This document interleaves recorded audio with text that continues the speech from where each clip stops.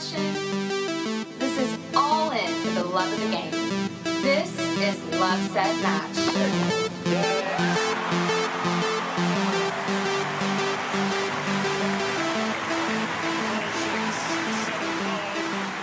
I mean, Andre Agassi had this quote, you don't have to be better than everyone else in the draw when you go out on the court. Like, you have to be better than someone that's across the net. I think you've got to stay active in a sport sense, you know, go out there, do some sports. I think it always makes you feel better. Maybe you're more tired in the very moment, but actually the rest of the day feels better. And then I think giving back as well, you know, making other people happy is going to give you a good feeling too.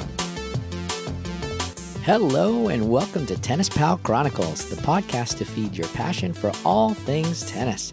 I'm your host, Philip Kim, also known as Coach PK, the tennis pro for the Langham Huntington Hotel in sunny Southern California. And it's a nice warm weekend. And I'm also the executive director of our nonprofit LoveSetMatch. Tennis Pal Chronicles is sponsored by Tennis Pal, the best app to find people to play with. Visit tennispal.com to download the app today. Gosh, we have an insightful and colorful interview for you today. Thanks to my good friend Fo, I was able to meet Clarence Alley Thompson IV. Clay, as he's better known, is an American former professional tennis player and current entrepreneur. He was born here in SoCal in Venice, California, and attended 6th through 12th grade at Crossroads School for the Arts and Sciences in Santa Monica. He was a top-ranked national junior and ended his high school career as the number 3 recruit in the country. Klay Thompson decided to play for Billy Martin at UCLA. During his tenure at UCLA, he earned a BFA in creative writing with a minor in film and TV. And during the entirety of his 2014 senior season, he was ranked the number 1 NCAA tennis player. Thompson holds a 119-35 record, one of the highest number of wins for a UCLA player in the school's history. Clay went on to turn pro and went viral with perhaps one of the funniest tennis videos you've ever seen. You have to check it out. In this interview, Clay shares his rise through the juniors, his supportive parent relationship, his insights for being a professional on tour, coaching WTA rising star Nicole Gibbs, and his new app venture for tennis players called MprooV. So let's check in with Klay Thompson.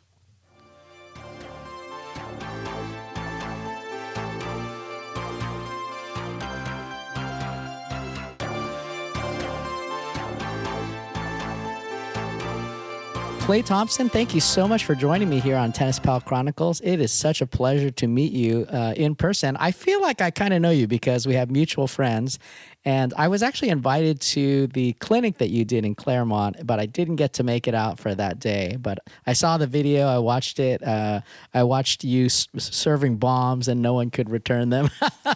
That was a lot of fun. It was a really interesting day, and I'm definitely going to do it again. And you know, Fo has such a great collection of just kind of open-minded people that are playing tennis and want to get better, and I really kind of appreciate that. And I definitely appreciate sort of the community that he's brought together in that area, you know, around tennis. And that's the coolest thing for me is how tennis brings people together.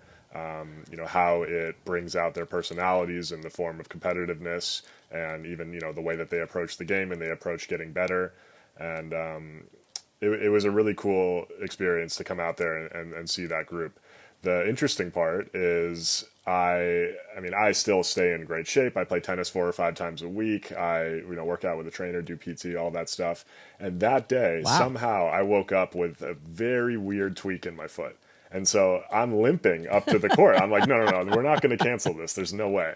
But I get there and I'm like, man, I really can barely walk. And so I'm like coming up to the court and people are like, oh, Clay's here. Like, let's say hi to him. And they just see this 6'6" figure limping along, just laboring. And I'm like, I'm here, guys. I can play. Oh my God. So it was quite an experience for sure. But we definitely want to do it again. And everyone that was there, Fo does a great job leading it. Matt Lynn came out, who I'm good friends with from UCLA.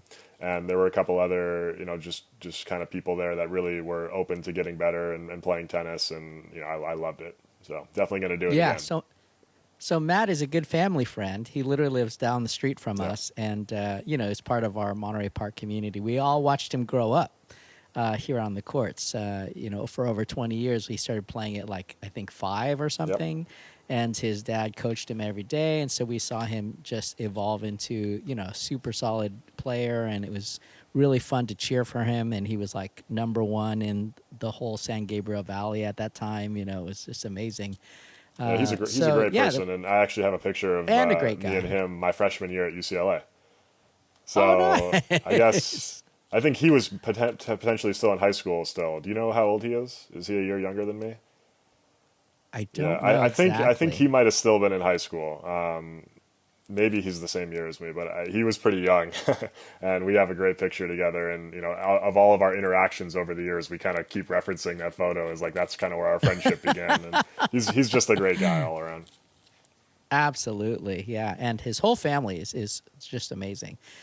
And speaking of being a child and playing tennis, I'd love to start there and just kind of hear a little bit about your journey. This podcast is really for the people who have a passion for tennis. So most I think are recreational players, but all across the board, people who understand that tennis creates this passion inside your life that motivates you in a way that like no other sport.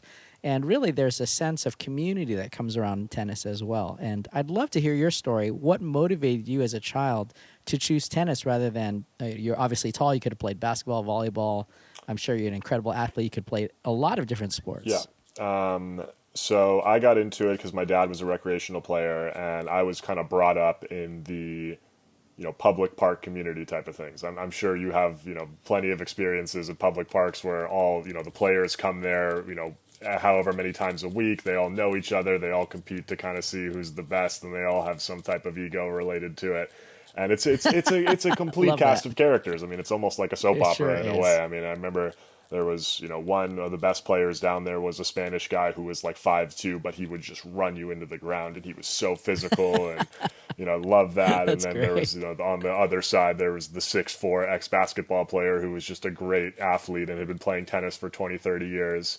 And so I kind of grew up, playing at that public park, and one of the coaches there was my original coach, who kind of taught me that huge take back, open stance forehand, and that was kind of what spurred my initial interest in the game, and then that's kind of where the legend began, so to speak. Do you want to give a shout out to that park, because I love the idea that Ocean View Park. It's the best public courts in West LA. Ocean View Park, right on Ocean and Nielsen Way, and so the street Ocean is here. There's the beach right there, and then the basketball courts and tennis courts. So it's real oceanside playing. That's incredible. It's awesome. Yeah. But you as a child, like you're with your dad. A lot of kids don't want to do the sport that their dad plays, right? So what was it inside you that said, "Hey, I'm going to choose to do this"? Well, it's not like my dad was like a wildly successful player. He was just kind of I would say he was a good 5'0", 5'5" recreational player who, tried to play some tournaments when he could. He kind of fell in love with the game in Hilton Head Island, off the coast of South Carolina. That's where he kind of learned, and he lived there for a couple of years, and then he came back to LA, and he just kind of kept it going. So I didn't really have the pressure of like, oh, my dad is this great player and I have to kind of live up to that sort of thing. It was a little bit more like he did it for fun, and this was something that he was sharing with me as kind of a hobby and a way to bond. And I think we both really appreciated that, and it sort of, I think that kind of introduction to tennis shaped my view on it, which was more like you play tennis with your friends, your family, other people around the world that you want to compete against, but it is kind of very much a communal sport. And I think because I stayed in LA, I went to school, I stayed close to my friends and family, I kind of had the support of that LA community. I think a lot of players who are at my level kind of come up with their community, and then they say, okay, now I'm really good and I want to go train with the USTA in Florida, or I want to go to this academy in, wherever Spain. It is. And to some extent, you need to kind of do that because it's tough to find good practice for yourself and whatever. But on the other side of the coin, that community is really who creates you as a player. I mean, those are the people that will kind of follow your career. Those are your fans. Those are people that could help out with, sponsorships down the road, because we all know how financially difficult tennis is. So, I mean, these are really kind of your fan base and like the people that support you, and sort of to go away from them, I always thought was kind of a weird move. And I just saw a lot of my colleagues do that. And I was like, I don't want to do that. I want to stay close to the people that have supported me my whole life. And, obviously I will go around and play tournaments, but at the end of the day, I kind of want to have my base be surrounded by people that support me. That's great. You had mentioned Venice and playing on the beach. Were you a surfer at all? Did you get into I that? may look the part, but I never got into surfing. You definitely have the highlighted hair and the surfer tan. I mean, I even got I guess you can't see. Oh, yeah, you can see the surfboard in the frame back there. I've never used that thing. It just holds all my tennis credentials over the years. That's awesome.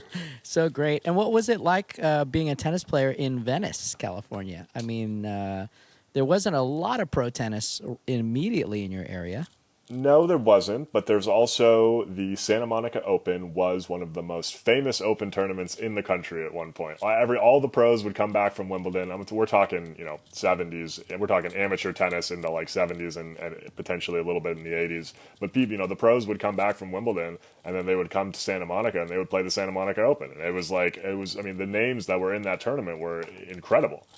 And so there is a history, and obviously, West LA in general is a desirable location for people to come. So there definitely is a history there, but it's not as strong, nearly as strong as it used to be. And I think it's not as strong as kind of it would seem. I mean, a lot of the high schools around here, none of the high schools are really that competitive except for Harvard Westlake. There's really no high-performance tennis academies. Maybe Pacific Palisades Tennis Center, which is kind of where I trained, they do a pretty good job. And then, Mountain Gate a little bit. But there's not really great academies. There's not really great clubs. There's not really great player development facilities in West LA, despite kind of all that tennis history that I just kind of mentioned. Yeah. Well, hopefully that's going to change. They are talking a little bit about a new El Segundo Center that the USTA is funding with the Kimmelman family, right? So something may or may not happen, but... Sucking in jet fumes, baby. Right next to the airport. Perfect place to put a high-performance tennis center. Yeah, I love that idea. And I think as iconic as your story is, your name is even more iconic. Clarence Alley. Clarence Alley Thompson, right? the fourth. CAT. The fourth. So you've got to tell us about that name. That's so fun. Yeah. So my dad's side of the family has kind of been, they were originally English immigrants, I guess, or they came over, whatever you use for that word, and they came over like right at the beginning of the U.S., really. I mean, they were kind of in the Civil War era. And so though I've kind of, had that heritage on my dad's side of the family, and Clarence Alley Thompson is a name that was pretty respected in the military. I think the Clarence Alley Thompson the first, I believe, was a lieutenant colonel in the Army. And then my whole dad's side of the family was kind of in the armed forces in one degree or another, until my dad basically was the first one that did, and his older brother unfortunately got killed in Vietnam. And so he kind of started I don't want to go into the armed services, and that obviously reflected on me as well. But the whole other side of my dad's side of the family, or that whole side, is all kind of armed forces and military. So, oh, that's so interesting to learn. Yeah. Thank you for sharing that. Yeah. So, what did your father and mother decide to do, and how were they as tennis parents? So again, because of that kind of sort of traumatic experience that I just mentioned for my dad, he sort of kind of gravitated towards the counterculture movement in a way that was like, war is bad, which was, he had seen my grandfather, obviously Clarence Alley Thompson, the second, he was well-respected military man, and he kind of flamed out in the end of his life. He had a bunch of just health issues, and I mean, he served many tours. So it's just, tough being a veteran in that circumstance, and also as a father. And then for his brother to be, to meet that unfortunate happening. I think he was kind of like, wow, like war has really kind of scarred me and my family in a lot of ways. And so he kind of, went against that, and he got very into, therapy. He was a psychotherapist. He helped start a herbal company called Herb Farm, which is, echinacea, St. John's wort, all different types of over-the-counter alternatives for medicine. And, he was just a really, and this kind of, I think, bled its way into me, was he was very much into, self-improvement. And for him, it was self-improvement of a traumatic childhood because of, the events that I just mentioned. And I think, so for him, it was kind of healing through the pain that the military had potentially caused his family. And so for me, because I didn't really have that trauma to heal necessarily, I think he was able to kind of mold me a little bit into, okay, like you don't have to start with this trauma, so you're going to kind of start with the good stuff and like how I healed myself, and those kind of programs, I feel like, and that kind of just mentorship really kind of developed me into the player that I feel like I ended up becoming. And I think that was kind of one of my strong suits, was the fact that I was able to have a cool head, even though I was kind of a exciting and energetic player. It was all kind of planned, right? It was all like as a character. It was all for the passion of the game. It wasn't ever really me like losing my cool and like acting like a complete madman that I wasn't trying to be. All my kind of energy and vigor that I had on the court, that was calculated to kind of help me perform at my best. And again, that was the way that I like to play tennis, and it brought me joy. Yeah, that's so fun that you mentioned that. I'm sure it comes up a lot, the whole viral Clay Thompson videos that are out there. Yeah, I mean, that one video is definitely a kind of one-off. I think that was the only tournament I ever really acted that extreme. But I mean, that's, hey, it came into a viral video, and that's exactly what I wanted to happen. It really worked, man. Put your name out there for sure. And that it's so much fun. And talk about passion while you're playing. That's just incredible. Yeah. Yeah, I feel like I've always had a passion for the game. I've always loved it. And the way that I kind of was brought up, I think, instead of having to go away from your friends, instead of having that traumatic experience of being like you have to train 8 hours a day and your livelihood depends on this, for me it was a little bit more like, this is something I really enjoy doing, and I really enjoy testing my mental and physical fortitude against other international competition. And so that idea to me, and I think that is kind of the essence of tennis, was really, really appealing. And I do feel like that kind of set me apart from some competitors that were just so focused on, the result. Yeah. And you were really one of the the most successful teens in your time as a junior. What allowed you to win so much, and how would you explain that? Do you consider it something that's just a part of who you are? Do you feel like it's something that you learned? Again, I would attribute it to my almost curiosity in a way. So when I would play a tournament, I wouldn't feel like, oh, I'm in the Easter Bowl, and if I play this person in the first round who's good, I'm like, oh man, I'm so nervous. I'm so like, I don't want to lose to this guy. I don't want to, UTR is the thing now. For us, it was tennis recruiting. So all my friends were like, oh, if I lose to this guy in the first round, my tennis recruiting goes from a 9 to an 11, and then and then it's blah, blah, blah, blah, blah, blah. And they just kind of like snowball down this, like, what happens if? For me, my mentality was just like, oh, I get to go to Easter Bowl in Palm Springs. Awesome. I get to play someone who maybe I've played before, maybe I haven't, and it's a test for me to see if I'm better than them. Awesome. And then if you find yourself, and I did find myself in the kind of the final rounds there multiple times, it's like there's people watching, my friends and family are here, I love it's great weather, like I'm just playing tennis against, Jack Sock, I'm playing tennis against Warren Hardy, like someone else that's like a really good player. And to me, I think that was really fun. And to a lot of my other competitors, it was like, oh, like I really got to win this, or my dad's not gonna love me. It's just like there's like such weird pressures that kind of that come out in those top tier players that make them so competitive. And for me, I feel like that, I had really supportive parents, and I feel like that wasn't really the case. It was kind of just more like, let's go out there and see who's better. Yeah. Can you explain a little bit about how your parents supported you? Like in what way did they help you to deal with wins and losses? Because I feel like this is an issue for parenting in general in tennis, and just the ideal of dealing with losses. I love the quote that you have out there. I'll just read it. The best thing that tennis in general teaches you is how to lose every single day and still get up and strive to get better the next day. Yep. I mean, that is powerful, powerful stuff. And yet, it sounds easy. It sounds great on an Instagram post, but to actually do it is so hard. Yeah. And, you know, that quote was in the context of kind of doing what I'm doing now. And, you know, it's life knocks you down left and right. I mean, there's no way it doesn't. I've talked to so many successful people that are just like, you know, I've been knocked down way more times than I've succeeded, but I just keep getting up and keep getting back to it. And I think the trend there is the fact that you got to love what you do. I mean, if you keep getting knocked down and you keep getting, you know, it thrown back in your face, and you're like, man, I have to wake up and do this thing that I hate again, and I'm going to get knocked down again, and it's just like so tough.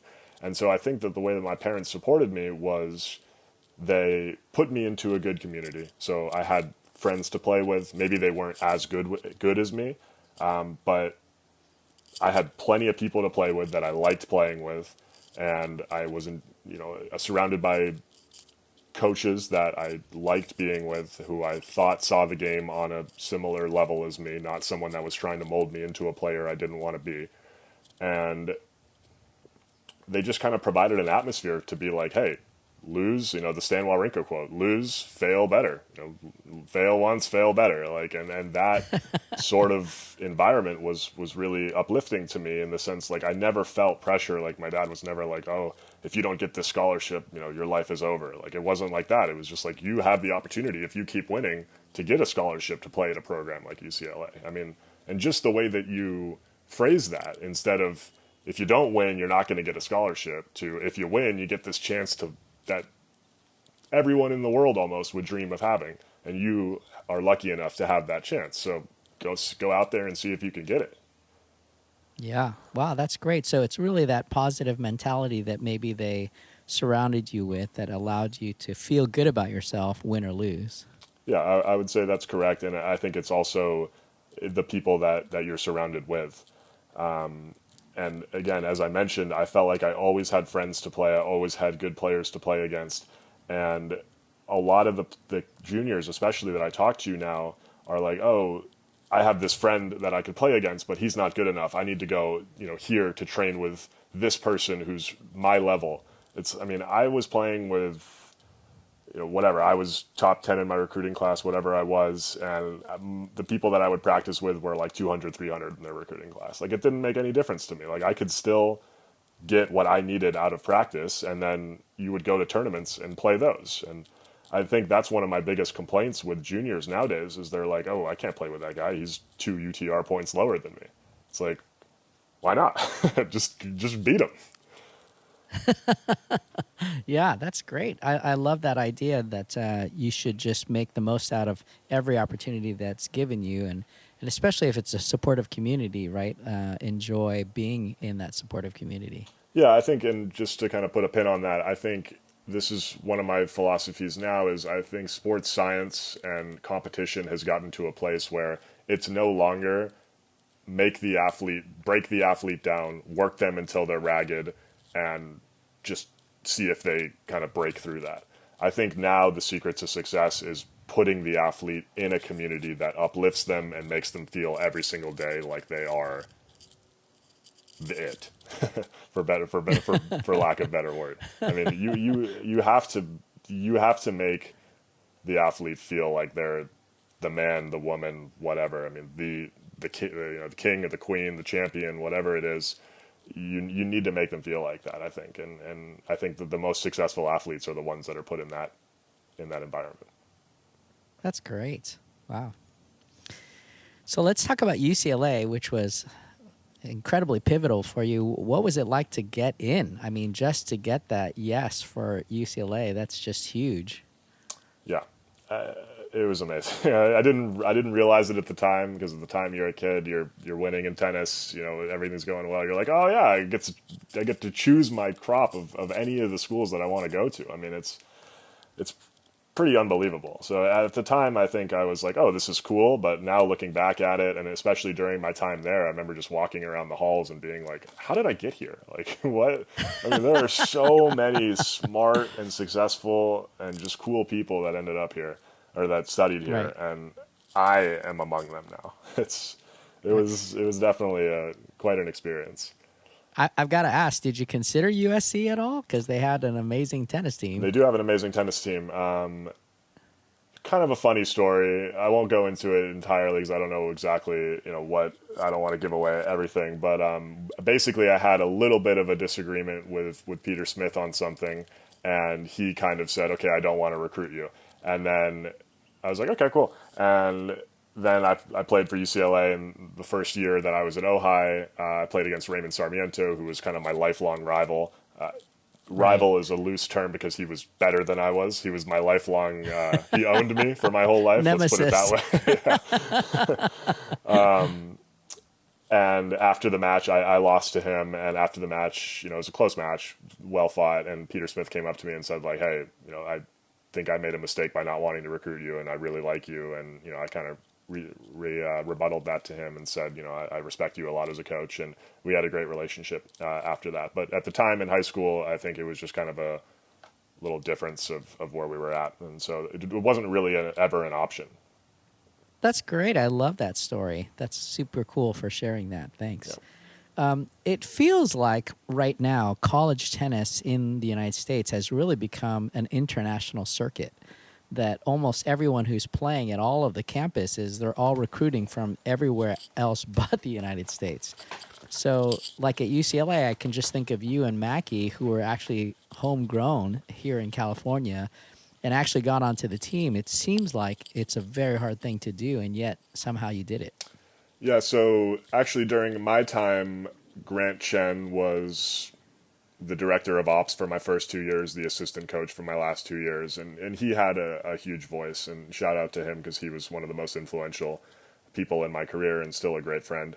But he had this vision UCLA was before my time, all foreign. I mean, there was like very few players that were not foreign for UCLA. Right. And then during my time, we had Daniel Kosakowski, Southern California legend, me, Marco Scarron, Mackey's NorCal, but still, guys like Warren Hardy, Alex Brigham, Dennis McCutcheon.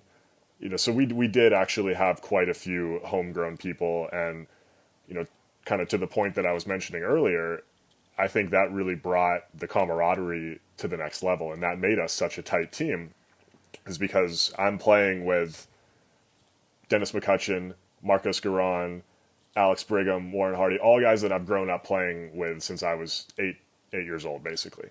And I think we had this level of comfort, but also like fierce competitiveness with each other, that we didn't want the other one to one-up us. So I wanted to play three. No, but Dennis wanted to play three, but he wasn't going to let me play three because he really wanted it. And again, it was a friendly type of camaraderie, but I think what really made our team successful was the fact that everyone was so competitive, and no one wanted someone else to play above them in the pecking order or be seen as a better player. So I think that it was friendly competition, of course, but and sometimes it got heated, but it was all in good spirit. But I think that one thing was the thing that kept us trying really, really hard in practice and fighting really hard in matches, and ultimately brought us a lot of success. Yeah, that was great. And you actually reached #1 in the NCAA rankings, which is what a feat. That's phenomenal. Yeah, I still can't believe that. I lost in the first round of the Tulsa All-American, ITA tournament, which is the big start of the year college tournament. Lost in the first round of the main draw. Went back to the hotel and was like, oh, that sucked. And somehow after that, won 19 straight matches to become #1 in the country.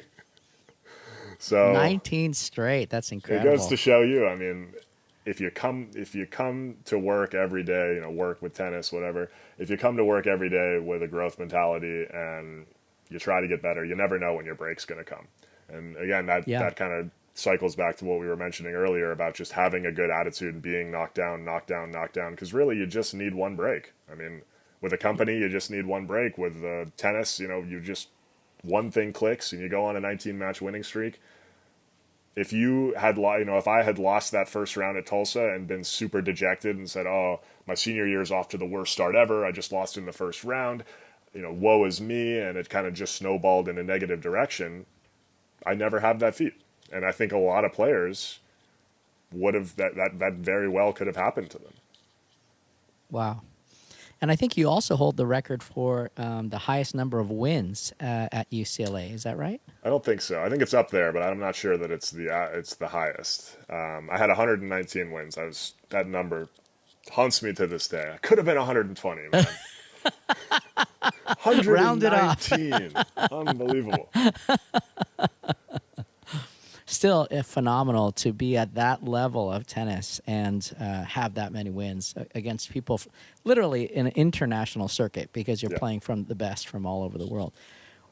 You've been in this world. What is the disconnect with college tennis, recreational tennis, and pro? It just feels like it's all in its own world. And, like I used to always watch Matt Lynn's father's videos of all the UCLA games, and the level is so high, And yet it just doesn't get the support it needs. I'm sure you have thoughts about that. When you say support it needs, you're talking just fan engagement, financial. I mean, what exactly do you mean by support it needs? Yeah, I think, when you look at the level of college tennis players, it just, exponentially high compared to recreational players, and yet recreational players aren't as in awe of college players as they are of pro players. There isn't that kind of seamless chain of growth from, playing league to playing college to playing pro, where they see that connection, even though there is that connection and the level can take you there. It just seems like college has become this, mystery in tennis, where it's not as connected? Yeah, it's interesting. I mean, at the same time that I agree with you, I would also say that I've had so many kids come up to me over the years who have been playing in USTA 14s or whatever, and they're like, "Wow, you're my hero." And that's very cool to hear, and you're inspiring someone who, has the aspirations to play college tennis one day. So I think within the community, I think that college tennis players are respected. I think that if you were to go to a public park and just get on the court and you were two college players, I think people's heads would turn. They would say, "Whoa, what's that? These guys are really, really good." And they would watch. So I think there is a level of respect. I think what we're kind of missing in a lot of ways is sort of the marketing approach, the way of getting the word out there that how good these players really are. When there's a USC 25K future and 5 people are watching the semifinals, I don't think that's indicative of the interest level. I think there's a lot of extremely passionate tennis fans in Los Angeles who, if they knew there was a 25K between 2 people that were ranked 200 to 400 in the world, I think they would be there. But I think that a lot of the fault lies on the tournament organizers, the press in a way. There needs to be a way of getting this word out there, and kind of tennis has gone up and down with promoters, basically. When there's someone who is, like Wayne Bryan sort of character, like a Steve Bellamy type character, when there's someone who's just willing to be relentlessly pushy about marketing certain players, you see good things happen. Grant Shen is another great example. When he brought the LA Tennis Channel, the LA Tennis Challenge, with Novak Djokovic, and there was a couple other great players that year. They did it in Pauley Pavilion. It was a sellout crowd. I was there. Yeah, it was a complete sellout crowd. Yeah. He is doing the same thing in Dallas with the Dallas Open now. And I think, as painful as it is to say, I really do think that the fault lies on the people that are creating the infrastructure of these tournaments and what's behind them. I think there's a little too much short-sightedness about, I can run this tournament and make $80, an entry. and try to fill it up to 256 people. That's what motivates them. That's what they start thinking about. How can I promote this tournament to get as many entries as possible? Not how can I get as many people here? How can I get as many eyes on these two players, or this field of players as possible?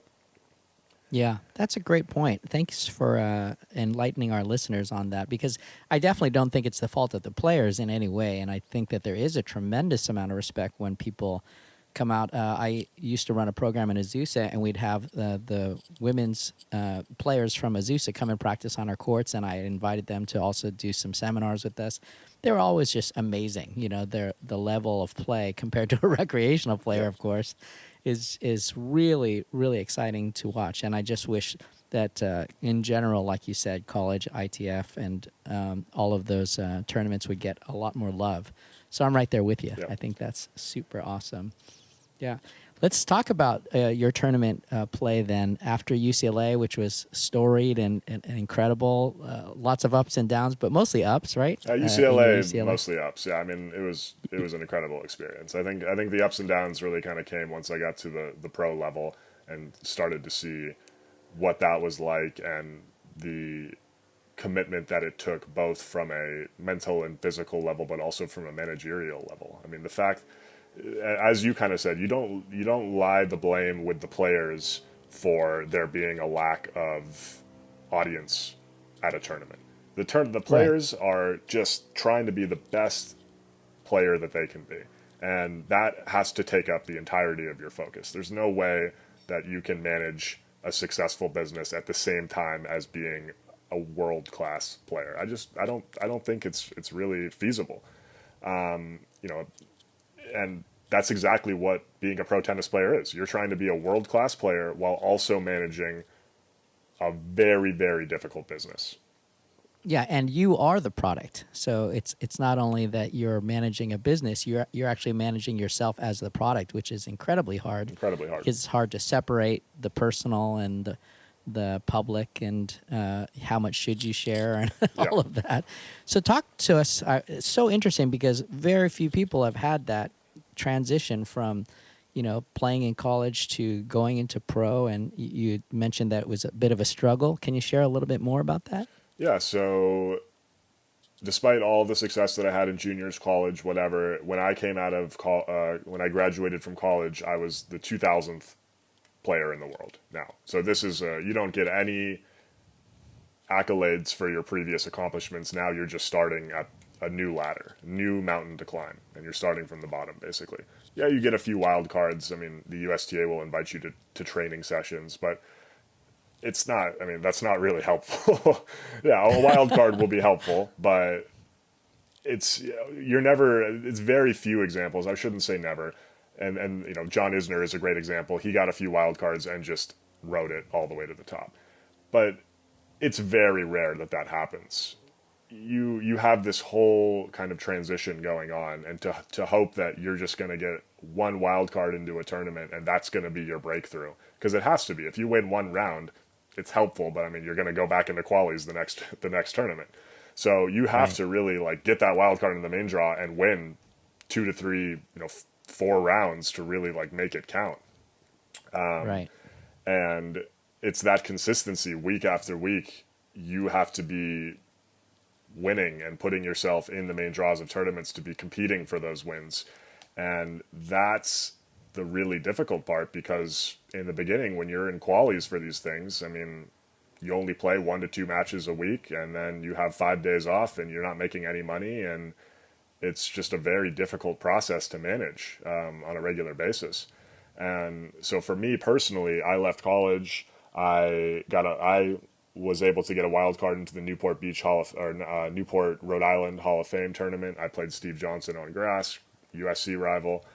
That didn't go so well for me. And then it was just kind of a summer of playing challenger qualifying and doing decently well, maybe qualifying, losing first round, maybe getting a round. And it was just kind of a really, tough half of a year. And then so I graduated in summer of 2014, played for 6 months. Now we're in the start of 2015. And I was just kind of thinking, what do I need to be successful here? And I really kind of thought about it from a business perspective. I kind of took my player hat off for a few months, thought about it from a business perspective, put together a business plan for what I thought I would need so that I could fully focus on tennis. That took probably 3 to 4 months to realize. Start of May, let's say, April, May 2015, I had it all in place. Played a full schedule. By the end of the year is my Champaign, Illinois video where I got to the semifinals there and had a couple top 100 wins. And so, that, 7 months there was very successful for me. And I kind of was going in a good direction. Once 2016 came around, I tried to kind of save a few costs, didn't travel with a coach anymore. And it was just, that was one of the toughest parts of my life because I was going to Israel, Egypt, Korea, South Korea, China, Thailand, like all of these places that I had never ever been before, completely by myself, trying to do it in a fiscally responsible way. And it was just really, really tough. And I think, in retrospect, I think what probably would have made more sense is for me to try to put more effort into kind of creating the business that I created for myself with those prior 6 months in the end of 2015, because that was so successful for me. But because felt like I was kind of so close, I was like, maybe I can just keep my player hat on and push through this. And when you're at 400 in the world, the worst thing you want to do is take 3 months off. So that was kind of the realistic. You got to keep your momentum I had to going. take 2 to 3 months off to like refigure out how I was going to run this business like I did the previous year. And I just didn't really want to lose that, so I kind of pushed through. And I think that was sort of the the nail in the coffin in a way, because then I played 5 months trying to push through, and it was just really, really hard. My performance was down. I think happiness was kind of down, and I just wasn't really feeling that great in my game. Came back to the States after a tough summer and was like, okay, I kind of had that epiphany, and I was like, okay, I need to treat this the right way, and put together a decent run for a couple months in the US, and then was just like, man, this is going to take a lot more than I think I'm willing to give it at this point. And so I just made that decision to move on to the next chapter of my life, and that was a really hard decision. That was a really, really hard decision because of how passionate I am about the game. But I think given where I am right now, I'm quite happy that I did make that decision. That's great. And the ability for me to still play tournaments, still play a lot of tennis, I think is something that's very important to me, because a lot of my colleagues who were successful players, they don't touch a racket now. There's some trauma there. Like there's some oh, I don't want to do that. Like it's very, I don't even want to touch that. And for me, I think doing it the way that I did, I can still be very, very involved in tennis and love it, and kind of accept that I'm not going after that goal of being number one in the world anymore. I'm just kind of playing as a recreational player. That's great. We need you in tennis. We need people at your caliber to inspire us and to keep us going, and to tell the story also of what you've experienced, because most of us will just only dream of having a career as storied as yours, or wins like you, or even a serve like yours. Because I've seen your bombs, man. They're pretty incredible. Feels good to hit them, that's for sure.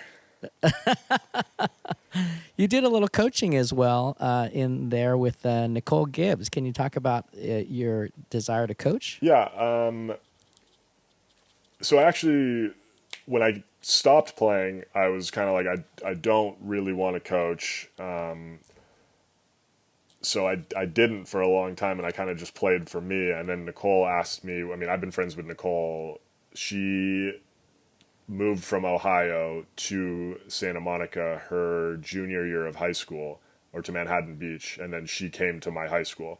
And it's very tough to be an 11th grader, a new kid 11th grader, let's put it that way.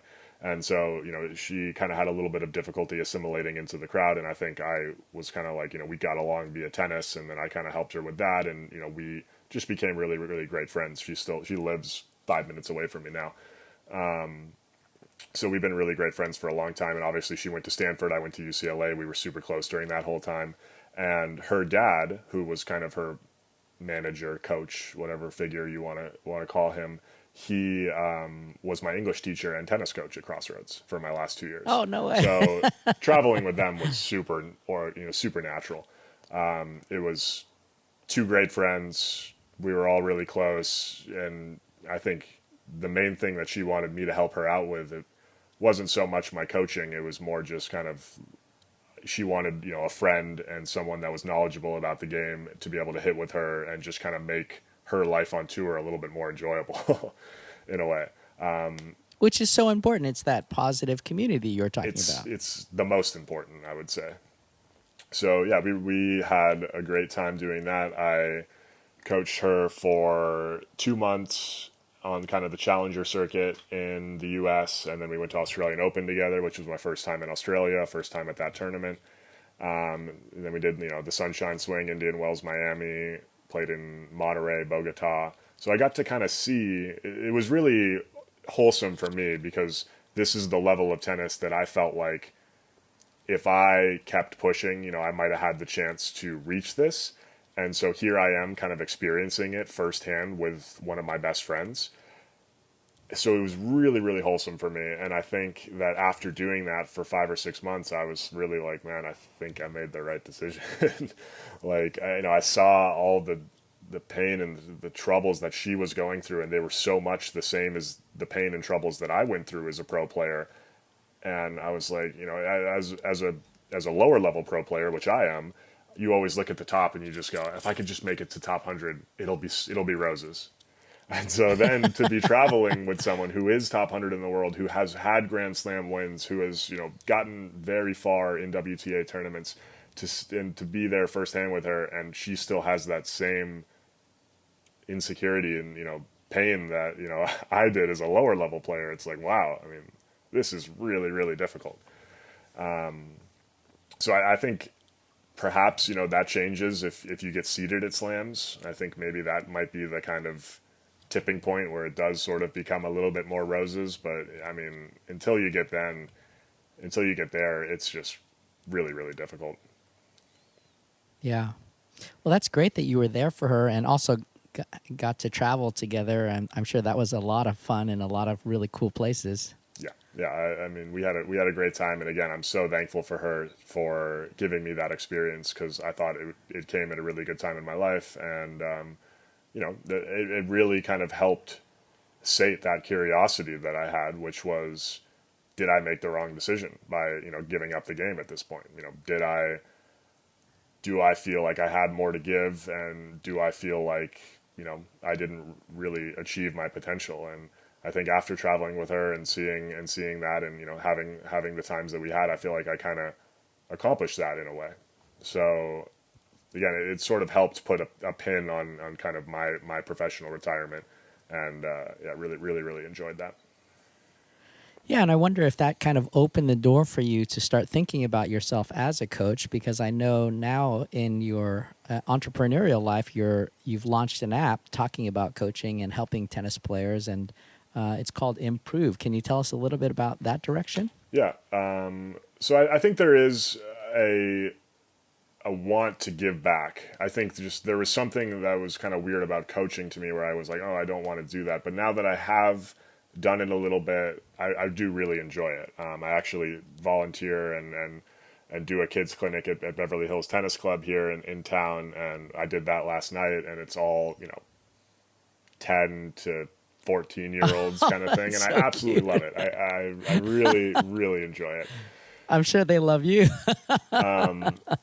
So there is this kind of, I feel like there is knowledge that I gained in, my quest for improvement in tennis. And I do kind of want to share that with the rest of the world. And as far as MprooV's concerned, I think my main issue with coaching was, I think coaching is really, really hard if you're out there 7-8 hours a day, which is kind of what a lot of coaches do. I mean, there is a lot of joy in what you're doing, but that just time commitment that you have to give is to be on the court, to be in the sun, to be as engaged as you need to be to actually help someone get better. Because as a coach, I mean, at least as a player for me, I hated it when a coach was like half involved, half engaged. Like they're on their phone a little bit. They're like, oh yeah, good shot. And it's like, dude, I'm out here busting You know, I'm trying to get so much better, and like you are here to help me, and you're gonna like not be that engaged. And so I think the part that really kind of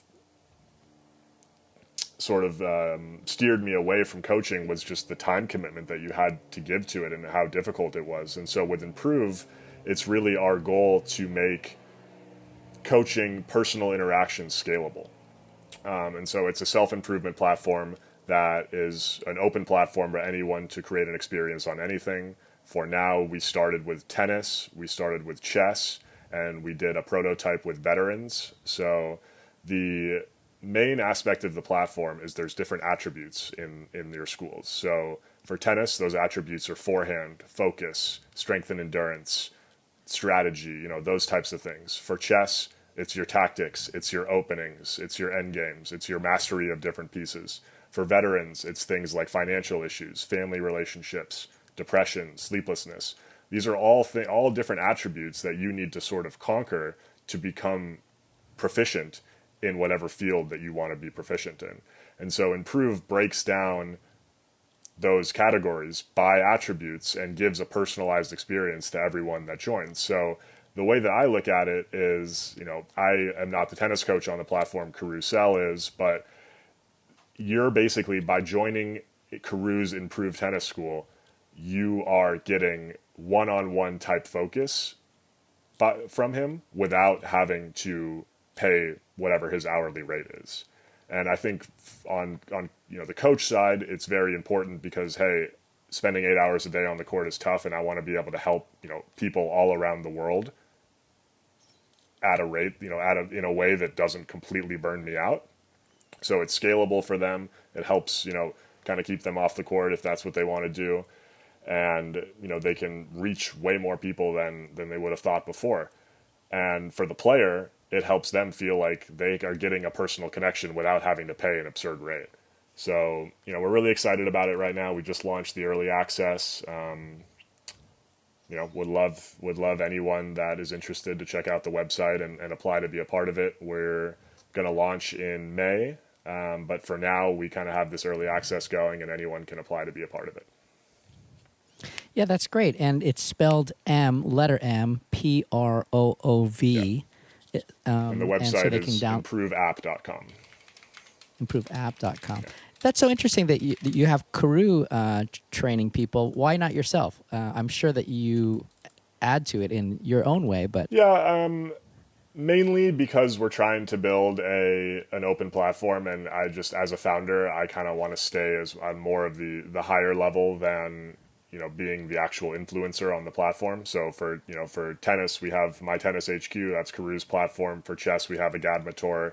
And so, you know, for me, I think it's just like, I see myself as more on the high level, kind of trying to help these people create the best learning experiences. And that's great. I think it's, in a way, you know, it's very important because I'm using all of the different stuff that I learned from my quest to be the best tennis player that I could, or still can, to create kind of a system to help other people get that message across in sort of a streamlined way. Yeah. So I think, and even though I'm not the tennis coach, it's still a lot, you know, of my theories are in there. Well, I mean, Carew is great, and his My Tennis HQ on YouTube is a must-watch for lots of people. But I'm sure a lot of people would love to connect with you as well and continue to learn from your experience. So it's great that you're doing this app and that you're empowering Carew to do that. That's really awesome. Yeah, and again, I mean, the hope is that, you know, we're kind of controlling the launch of the schools right now just to make sure everyone has a good experience. But, you know, the hope is that anyone can create a school on anything that they're proficient in, and it's the best way to monetize that proficiency. You know, you can help as many people as want to be helped by you, and it might be a very, like, Carew's school might be very, you know, mental focused, very ground stroke focused, whatever. Your school might be more how to use tennis to get, you know, a great education and then get a great job. Or it could be, you know, more about serve and volley versus Carew school is more about ground stroking. So we want to kind of give everyone the opportunity to have a unique take and, again, help a scalable amount of people, because again, I mean, even with what you do with your coaching, I'm sure that it would give you great happiness if you could help millions of people, or, thousands of people, as opposed to just however many people you do help. And, I'm sure all the people that you do help are very thankful, but I'm sure there's a lot more people in the world that would love to learn from you. Well, I'd love to learn from you. Well, I'm here. So that's one. I'm here. That's one of the reasons I downloaded. You can download MprooV and learn from me. That's right. And Crew. I mean, he plays amazing. I recently saw the match with him and Winston, and he's training Winston now and his playing and stuff. And it's just the level of quality in the ball that he hits is kind of amazing. Yeah. So you know Winston too. I'm hoping to play a set against him myself. That's going to be coming soon. Oh, great. Yeah. That's awesome. Well, just in ending, I know a lot of people are listening and just thinking, well, what can I learn from MprooV, and what is one specific thing that you feel like would really help them if they were to download this app and connect as a recreational player? I think just the platform itself is extremely helpful because it forces you to think about what are my strengths and weaknesses as a player. And this was something that was really important to me. My consistency was not one of my strengths as a player. I remember I had a friend in high school who was like, I don't even want to practice with you because you miss every ball. So, well, because you're going for winners every shot. My style of play, I'm 6'6", I have long hair, I'm loud, I want to hit the ball as hard as I can and make myself appear crazy and wild and hope that you miss the ball. I'm not going to try to rally backhands with you 100 in a row. That's not my style. So just the platform of MprooV forces you to say, my consistency is bad, but my power is great. My first serve is really good, but I struggle with my return. And just that kind of system of thinking about what you're good at, what you're bad at, and then giving you an action plan that every single day you can say, oh, well, I struggle with my return. How do I get better at it? Here's one resource. Here's another resource. Here's another resource. And the idea is that we just keep providing you with different resources that will help you improve whatever area of your game you feel like you need to improve. That's so great. Yeah, it sounds really good. We'll definitely put a link on our show notes so that people can check it out. And I definitely am excited to introduce it to the people that I coach and my little community of players. Super proud of them. And I'd love to talk to you sometime about our nonprofit that we've just launched last year, and funded by the USTA. It's just incredible that we're able to do. Actually, our goal is free lessons for all. So similar to what you're doing. That's pretty much in our Beverly goal Hills. too. Yeah, I mean, right now the platform is completely free for improvers, which is kind of the person that is improving on the platform. We hope to charge $3 a month to enroll in a school. But then, there's kind of three. We always say this in our pitches: is there's three main ways that we hope the platform can help the world. One is it provides the people that are improving an accessible way to improve at anything that they want to improve at. Whether it's your tennis, your dating, your mental strength, whatever it is, we hope that we provide a way to do that. Number two, we provide a way for anyone with a proficiency, no matter how niche it may be, to monetize that expertise. Maybe you're really, really good at helping kids from third world countries get into, use tennis to get into college and create a career out of it. Maybe that reach is only, 1,000, maybe 2,000 people, but that's the 2,000 people in the world that you're really, really helping. And, you can make a little bit of money for doing that yourself. And then the third way, which is tied to your nonprofit, is we want to give the platform away to all types of charities, nonprofits, that type of thing. So that's what I mentioned. We did a prototype with veterans. So we did that prototype with many of the biggest veteran organizations in the country. And one of them told us, they were like, this is the platform we've been hoping someone would build for the past 10 years, because they see service members come out of the military and they have so many problems. I mean, it's a very tough life that these people have lived. And some of them need help with their financial issues. Some of them need help with just kind of their mental well-being. And right now, they leave the organization. They meet with their person at the organization and they say, hey, work on X, Y, and Z, and then they don't see him again for a year. And it's like, well, what are they supposed to do with that? I mean, this provides a trackable way to kind of interact with your constituent and say like, hey, we're working on those financial issues. Did you make sure to send in your form? Did you make sure to update your resume? You know, types of things like that. And it's exactly that. It's free lessons. It's accessible lessons for anyone around the world to be able to kind of chase that passion that they have. That's great.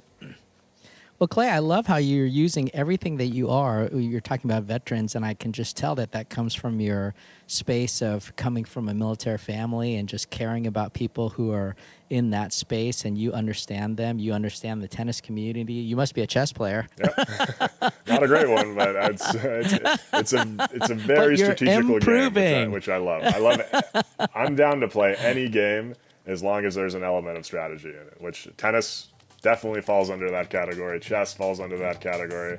I'll say yes to any game. Well, I love that you're using your passion to impact the world in a positive way, help people to improve, and just love that you could spend an hour with me talking. Thank you so much. I can't wait to share this with the rest of the world. So appreciate your time. It's an absolute pleasure. Thanks, BK. And yeah, I would love to talk further, or if you have any sort of events or coaching clinics that you do sort of like Fo, I would love to come over and play with your players and get to meet you in person and any of that. So absolutely. We'll definitely do that. Well, thank you so much. We'll talk to you soon. Awesome, PK. Okay.